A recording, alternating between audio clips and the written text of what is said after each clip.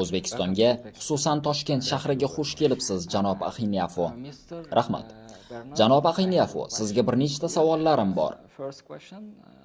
Bugungi global siyosiy manzarada parlamentlararo ittifoq qanday rol o'ynaydi? Parlamentlararo ittifoq bugungi siyosatda juda muhim rol o'ynaydi, chunki uning keng a'zolik bazasi bor. Har safar biz parlamentlararo ittifoq majlisida bo'lganimizda, butun dunyoda tinchlik, xavfsizlik, inson huquqlari, iqtisodiyotni yaxshilash, iqlim o'zgarishi kabi masalalarni muhokama qilib, qarorlar qabul qilamiz.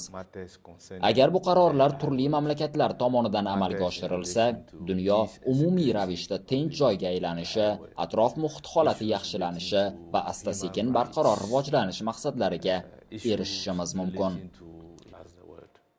Rahmat. Parlamentlararo ittifoq doirasida a'zo parlamentlar o'rtasida amaliy bilim va tajriba qanday bo'lishiladi? Ha, bu biz ko'proq o'rganishimiz kerak bo'lgan bir soha. Chunki biz bitta tashkilotga a'zo bo'lganimizda, parlamentlararo ittifoq a'zosi bo'lgan mamlakatlar o'rtasida umumiy savdo qilish imkoniyati bo'lishi kerak. Shuning uchun savdo orqali biz iqtisodiy fikrlarimizni bo'lishib, birgalikda rivojlanishimiz mumkin. Parlamentlararo ittifoq kelajakda qanday islohotlarni amalga oshirishi kerak deb o'ylaysiz? Kelajakda biz iqlim o'zgarishini global masala sifatida ko'rib chiqyapmiz. Urush va mojaro ham global masalalarga aylanmoqda. Turli mamlakatlarda yuz berayotgan mojaro yoki urushlar boshqa tinch davlatlarga ham ta'sir ko'rsatmoqda.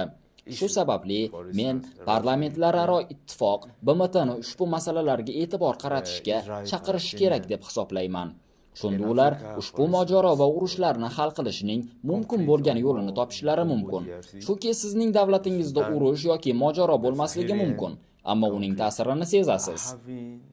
Shuning uchun biz parlamentlararo ittifoq sifatida birlashib, bu mamlakatlarga o'zaro ziddiyatlarni hal qilishda yordam berishimiz kerak. Shunda butun dunyo aholisi birgalikda tinch yashashi mumkin.